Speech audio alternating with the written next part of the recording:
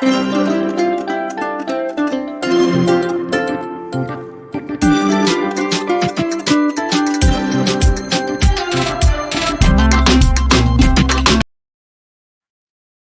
noite.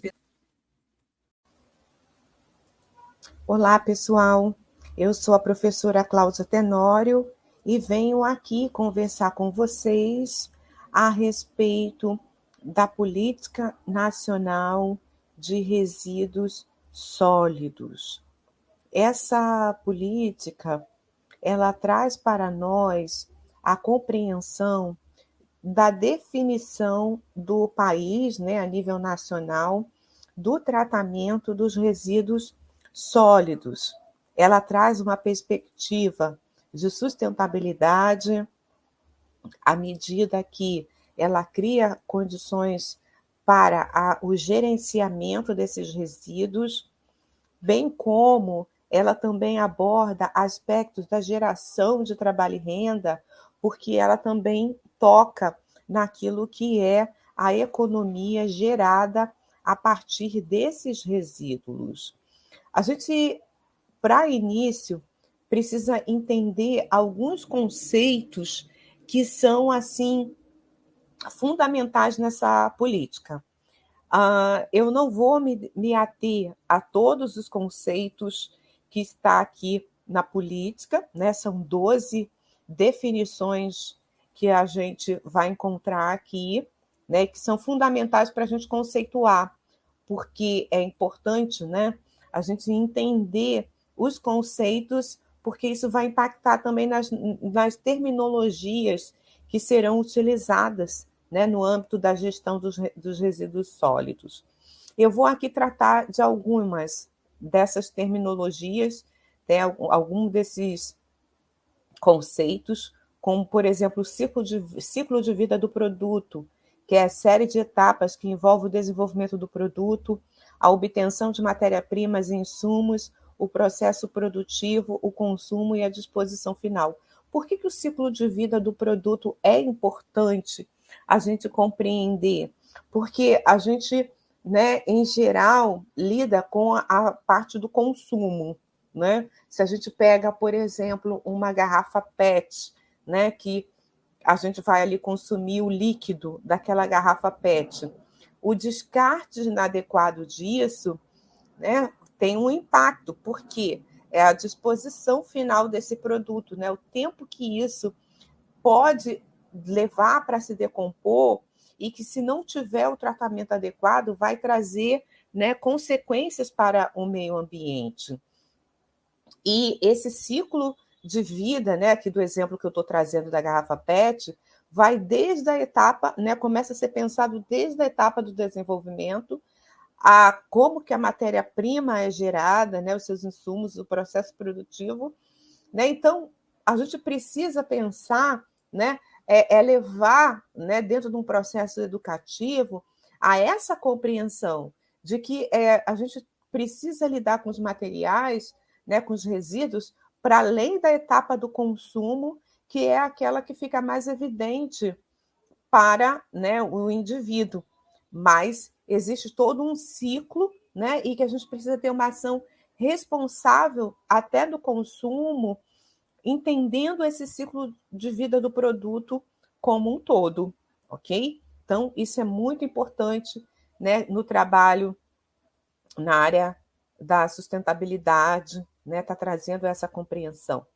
A coleta seletiva, ela traz aí, né, a organização dessa coleta de resíduos sólidos que precisam ser previamente segregados, né, disponibilizados, armazenados, acondicionados, separados conforme a composição do produto, né, e a sua constituição, né? Então, esses são 2 momentos aí muito importantes que envolvem o trabalho do assistente social, o controle social também, né, que são mecanismos e procedimentos que garantem informações e participação nos processos de formulação, implementação e avaliação das políticas públicas relacionadas aos resíduos sólidos.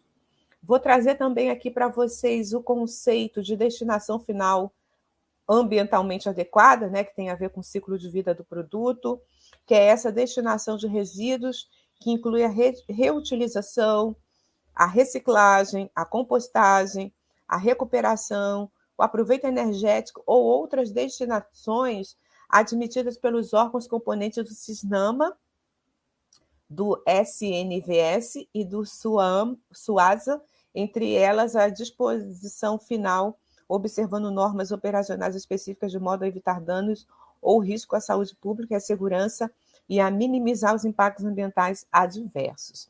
Né? Então, estão diretamente relacionados, né, o ciclo de vida do produto, a coleta seletiva, a destinação final ambientalmente adequada, a disposição final ambientalmente adequada, que é o que? Essa disposição seriam, né, a distribuição ordenada de rejeitos em aterros, observando normas operacionais específicas de modo a evitar danos ou riscos à saúde pública e à segurança e a minimizar os impactos ambientais diversos.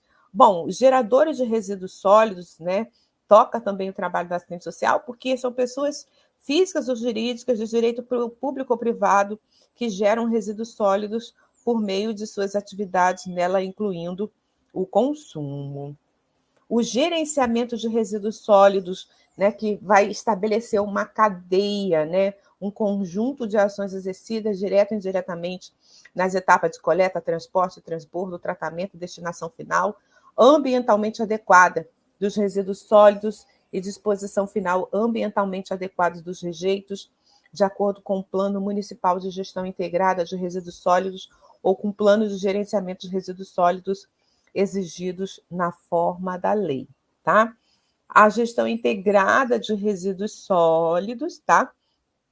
Que vai trazer também aí essas ações, né, que buscam soluções, né, envolvendo dimensão política, econômica, ambiental, cultural e social e de controle social sobre a premissa do desenvolvimento sustentável.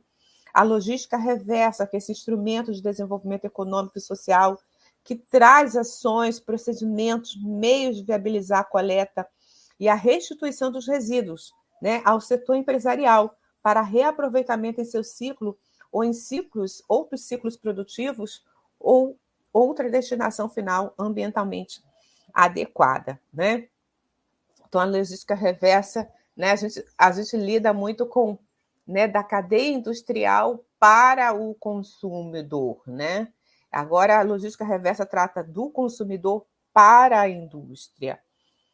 E temos aqui, né, também importante, conceitos de reciclagem, de rejeitos, né? O resíduo sólido é bem interessante, né? Porque quando a gente pensa em resíduo sólido, a gente está pensando, né, naquele material, né, inorgânico, né? Talvez, né?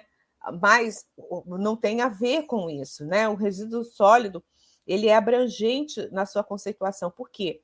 Ele vai ser qualquer material, substância, objeto ou bem descartado resultante da atividade humana em sociedade e cuja destinação final se propõe proceder ou se está obrigado a proceder nos estados sólido ou semissólido, bem como gases contidos em recipientes e líquidos cujas particularidades tornem inviável seu lançamento na rede pública de esgotos ou em corpos d'água ou exijam para isso soluções técnicas ou economicamente inviáveis em face da melhor tecnologia disponível, tá?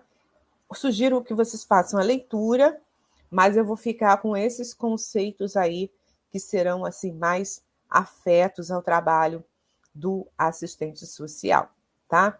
E existem os princípios e objetivos, né? A gente tem aí 11 princípios, tá?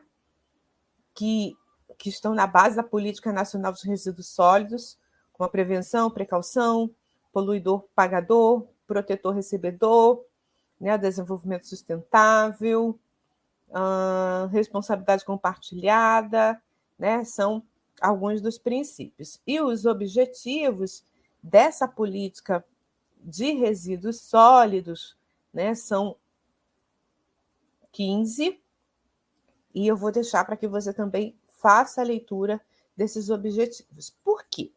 Tanto os princípios quanto os objetivos, eles são norteadores para que essa política seja estabelecida, né?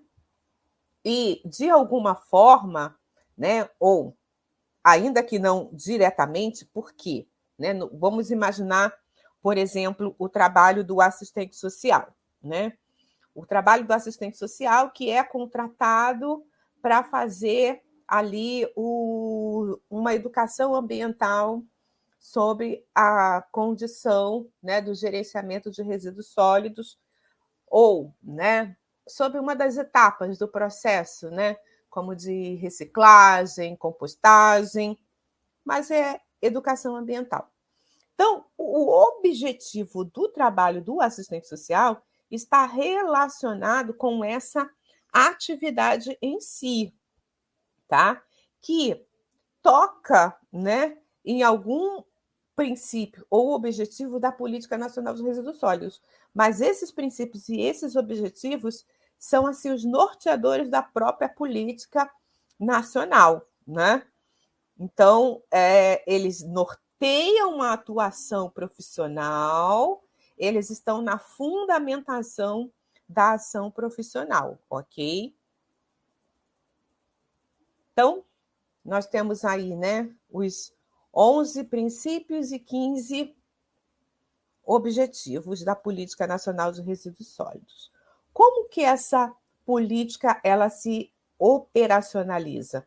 Ela se operacionaliza, né, por meio de alguns procedimentos, como os planos de resíduos sólidos, a gente vai ver adiante que tem o nacional, que tem o estadual, que tem os municipais, né, os inventários do Sistema Declaratório Anual de Resíduos Sólidos, a coleta seletiva, né, a pesquisa, a educação ambiental, né, isso são instrumentos para que essa política nacional se operacionalize, tá? E são aí, né, 19 instrumentos que devem ser observados. Tem aqui, né, as disposições preliminares que são aplicadas aos resíduos sólidos, como, por exemplo, na gestão do gerenciamento de resíduos sólidos, deve ser observada a seguinte ordem de prioridade: não geração, redução, reutilização, reciclagem, tratamento dos resíduos sólidos e disposição final ambientalmente adequada dos rejeitos, né?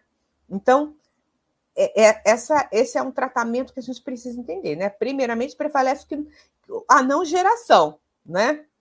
Não geração de resíduos sólidos. Isso é o mais importante, estabelecer processos que não gerem resíduos. Vamos pensar, né, numa ação tipo, né, o uso do papel.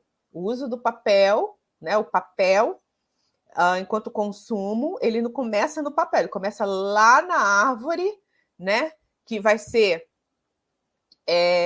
ali tratada, gerando a celulose, da celulose o papel, né? O papel é o produto, né, do consumo. A gente está vendo aí, né, a geração, né, de resíduos sólidos em todo o processo. Agora, se eu utilizo, né, PDFs, se eu utilizo, né, materiais online, eu não estou gerando, né, resíduos sólidos, né? Então, isso está no topo das prioridades. E aí, em segundo, vem a redução, né? Assim, eu estou imprimindo papel, mas como pode ter PDF, como pode ter impresso, estou reduzindo, né? Já seria uma boa coisa nessa escala.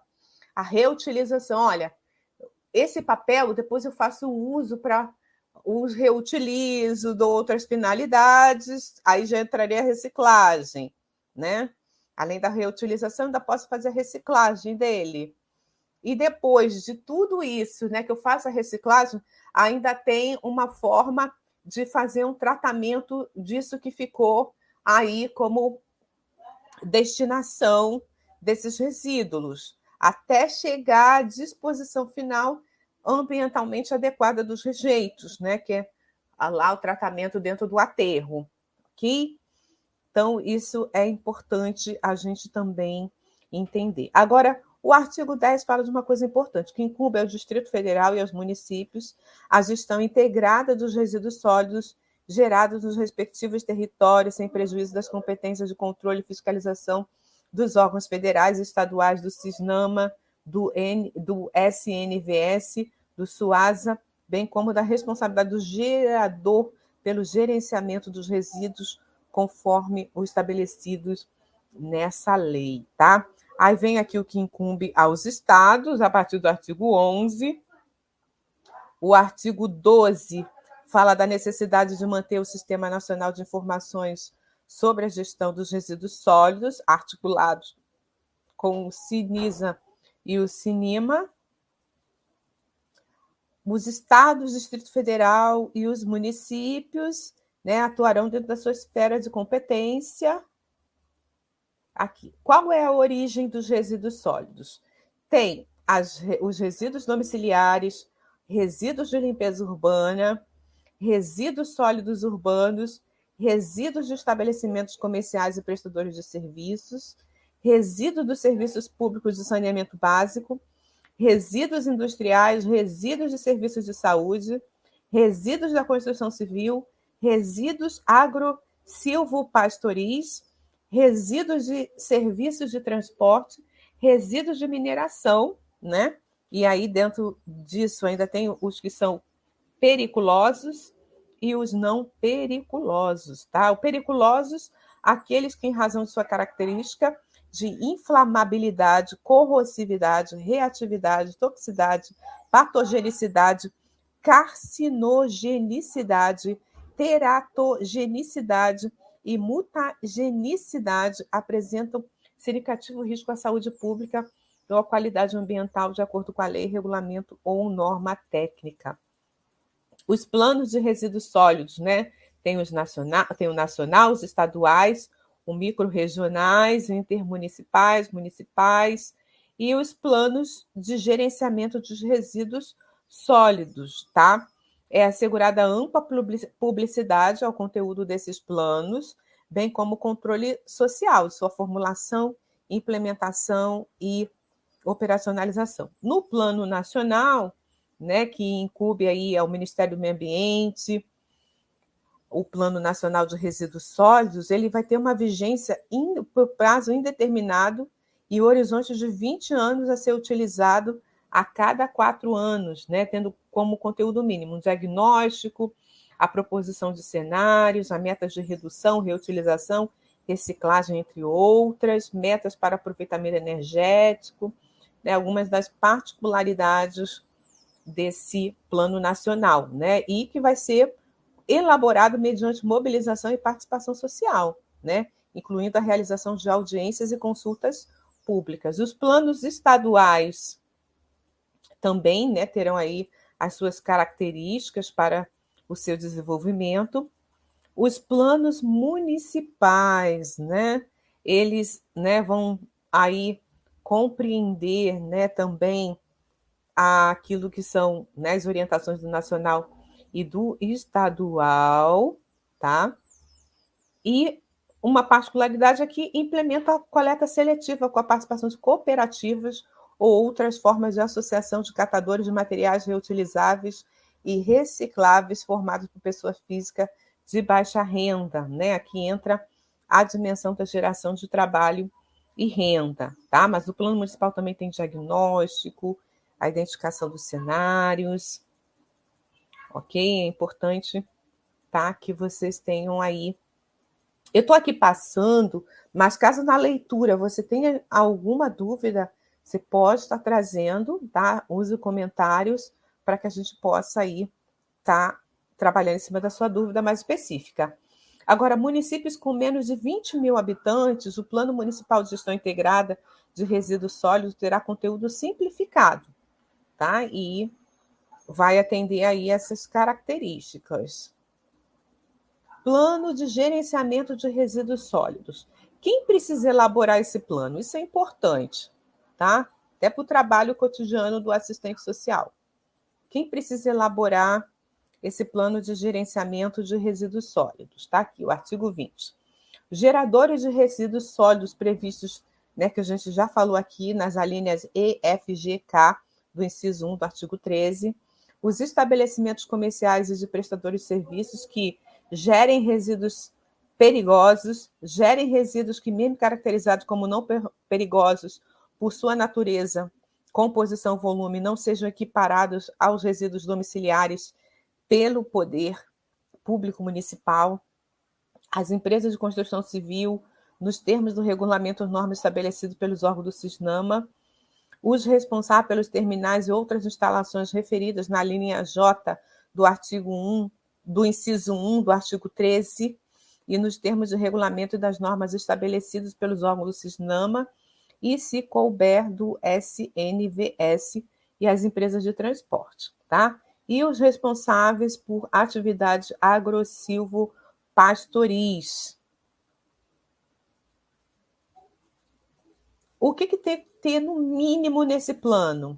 Descrição do empreendimento, atividade, diagnóstico, as normas, né, que tratam aí do CISNAMA, do SNVS, do SUASA, que é a explicitação dos responsáveis por cada etapa do processo de gerenciamento, os procedimentos operacionais, soluções consorciadas ou compartilhadas com outros geradores, ações preventivas ou corretivas, metas, procedimentos, medidas saneadoras dos passivos ambientais relacionados aos resíduos sólidos, periodicidade de sua revisão, tá? Isso é importante ter. Eu queria, né, aqui tratar agora com vocês das responsabilidades dos geradores e do poder público, tá? Porque eles precisam atentar aí, né, pela contratação de serviços de coleta, armazenamento, transporte, transbordo, tratamento, destinação final de resíduos sólidos ou de disposição final de rejeitos não isenta as pessoas físicas ou jurídicas referidas no artigo 20 da responsabilidade por danos que vierem a ser provocados pelo gerenciamento inadequado dos resíduos, dos respectivos resíduos ou os rejeitos. Espera que eu passei demais aqui. Da responsabilidade compartilhada, né? Porque é uma cadeia, né? Que envolve aí os diferentes ciclos de vida dos produtos. E aí envolve fabricantes, importadores, distribuidores, comerciantes, consumidores, titulares de serviços públicos de limpeza urbana e de manejo dos resíduos sólidos. Pessoal, estou passando assim porque vocês compreendem, né, o detalhe que é e que a leitura de vocês é fundamental, tá? Vou comentar aqui só essa questão aqui das embalagens, deixa eu ver aqui. As embalagens devem ser fabricadas com materiais que propiciem a reutilização ou a reciclagem. Cabe aos respectivos responsáveis assegurar que as embalagens sejam restritas em volume e peso, as dimensões requeridas de proteção do conteúdo e a comercialização do produto, projetadas de forma a serem reutilizadas de maneira tecnicamente viável e compatível com as exigências aplicáveis ao produto que contém, recicladas se a reutilização não for possível. E aí, né, são obrigados a estruturar sistemas de logística reversa, mediante retorno dos produtos após o uso pelo consumidor de forma independente do serviço público de limpeza urbana e de manejo dos resíduos sólidos, os fabricantes, importadores, distribuidores e consumidores de, né, quem é obrigado a ter logística reversa? Aqueles que trabalham com agrotóxico, né? Trabalham com pilhas e baterias, pneus, óleos lubrificantes, seus resíduos em embalagem, lâmpadas fluorescentes de vapor de sódio, mercúrio e de luz mista, produtos eletrônicos e seus componentes.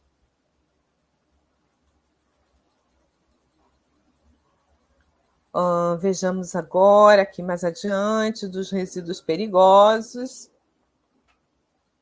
A instalação e o funcionamento de empreendimento ou atividade que gere ou opere com resíduos perigosos somente pode ser autorizados ou licenciados pelas autoridades competentes se o responsável comprovar, no mínimo, capacidade técnica e econômica, além das condições de prover o cuidado necessário ao gerenciamento desses resíduos.